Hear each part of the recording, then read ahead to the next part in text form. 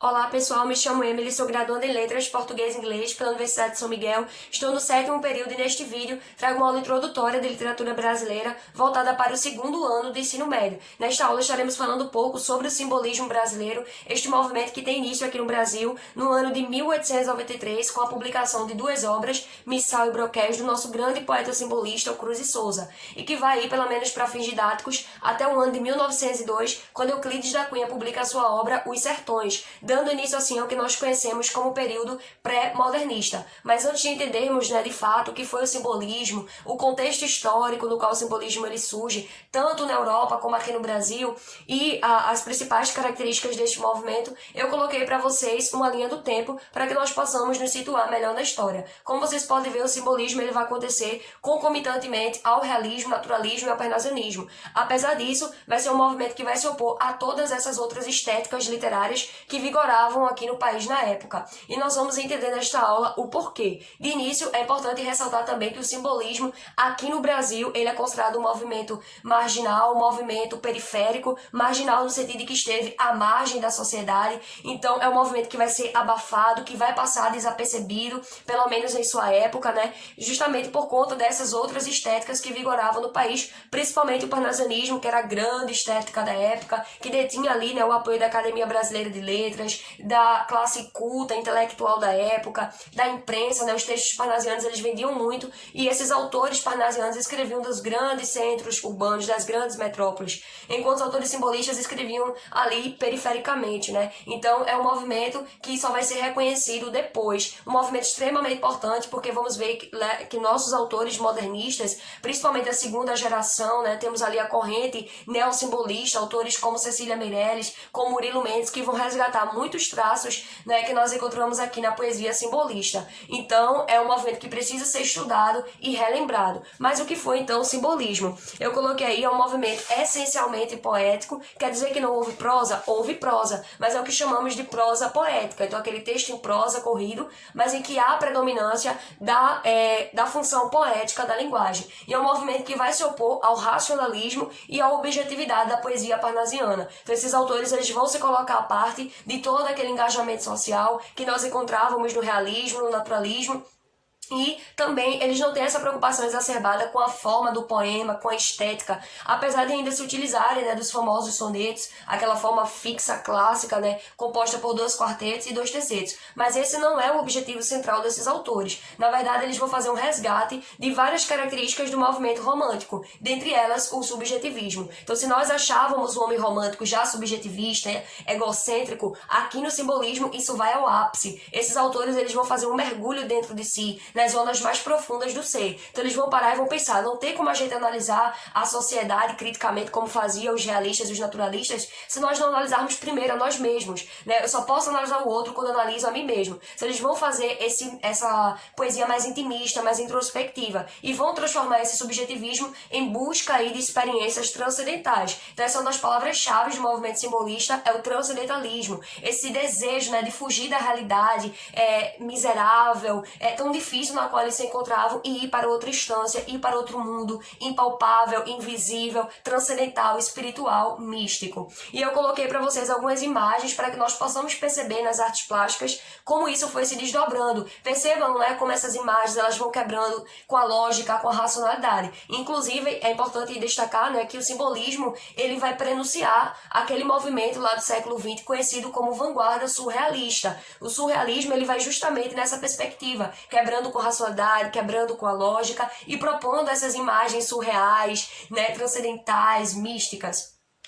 E eu coloquei algumas influências, então nossos poetas simbolistas aqui no Brasil, eles vão ser muito influenciados por esses autores, Charles Baudelaire, Arthur Rimbaud, Stéphane Mallarmé, Paul Verlaine, que eram considerados poetas malditos, poetas que estavam à margem da sociedade, que tinham uma visão decadente da sociedade. É por isso que, a princípio, o simbolismo recebe o nome de decadentismo. Então, enquanto a maior parte da população estava supervalorizando a industrialização, a urbanização, todas aquelas conquistas tecnológicas e aquele cientificismo exacerbado do final do século XIX, esses autores estavam mostrando os malefícios, os males que tudo isso trouxe, né, para a humanidade, para a sociedade. E a obra que dá o marco aí, então, ao simbolismo no continente, né, europeu é As Flores do Mal, em 1857. Os nossos poetas aqui brasileiros também vão ser muito influenciados pelos poetas lusitanos, é claro, dentre eles o Camilo Peçanha e o Eugênio de Castro, que eram intitulados, né, na verdade recebiam a alcunha de poetas nefilibatas, ou seja, aqueles poetas que andavam nas nuvens, justamente por esse caráter místico, transcendental e espiritual da poesia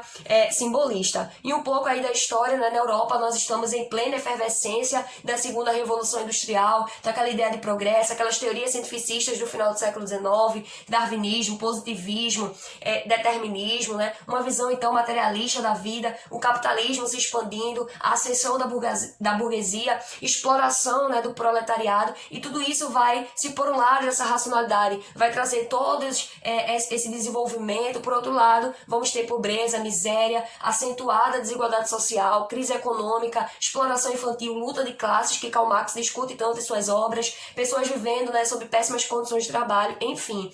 No Brasil também nós temos um período de grande agitação política, lembrando, né, 1889, estamos saindo aí, transitando, né, do regime monárquico, do império, para o regime republicano. Também vamos ter, em 1888, a abolição da escravatura através da Lei Áurea, mas como sabemos, né, esses negros, eles ficaram livres em tese, mas não foram dadas a eles oportunidades para que, de fato, eles pudessem se integrar no meio social, né? Não foi conferido a eles o direito de igualdade. Então, esses negros, não só os negros, como também imigrantes que vieram aqui para o Brasil, vão começar a viver na miséria, na pobreza. Vamos ter a ocorrência de guerras civis, como a Revolta da Armada, a Revolta Federalista, né, que estavam ali buscando se opor ao governo do então presidente na época, que é o Floriano Peixoto. Vamos ter crise no Nordeste, a Guerra de Canudos, enfim. Então, diante dessa realidade de opressão tão dura, esses autores vão se colocar à parte, né, de todo esse engajamento social e vão ter uma visão bastante desiludida dessa ideia de progresso. E, dando sequência, eu coloquei o marco inicial aí do movimento, como eu falei, é 1893, a publicação de Missal e Broquéis, do Cruz e Souza, e eu coloquei um trechinho de antífona que está na sua obra Broquéis, em que ele diz o seguinte: antífona: ó formas alvas, brancas, formas claras, de luares, de neve, de neblinas, ó formas vagas, fluidas, cristalinas, incenso dos turíbulos das aras. Então perceba aqui nós temos a aliteração, a repetição da consoante S, alvas, brancas, claras, vagas, fluidas, cristalinas. Nós temos o vocabulário litúrgico, né? Antífona, turíbulos, aras, remete ao templo, sacrifício, portanto, há um vocabulário religioso. Vamos ter o fascínio de Cruz e Souza pela cor branca, como se já percebe, né, no primeiro verso, ó formas alvas, brancas, formas claras. E algumas características desse movimento, como eu já falei, retorno da subjetividade, retorno do eu, de uma forma muito mais demasiada do que no movimento romântico, o transcendentalismo místico, desse desejo, né, de ir para outro plano, ir para esse mundo invisível, espiritual, sair dessa realidade tão dura, miserável na qual esses poetas se encontravam. Espiritualidade, muita influência aqui do satanismo, de Baudelaire, de religiões orientais, musicalidade, então agora importa muito mais a sonoridade que as palavras ganham no poema do que mesmo o seu próprio significado, né? Então nós vamos ter ritmo, musicalidade, e eles vão buscar isso e vão se utilizar então de recursos sonoros, como aliterações, repetições de consoantes, assonâncias, repetições de vogais, paralelismos, ecos e etc. Né? Vamos ter o uso de sinestesias, que são essas misturas sensoriais, né? Então, quando o Cruz e Souza diz vozes veladas, veludosas vozes, vozes está para a audição, veludosas está para o tato. Então, essa mistura de experiências sensoriais, cromatismo, né? Então, nós vamos ter aí a exploração constante de cores, né? Para sugerir e criar metáforas.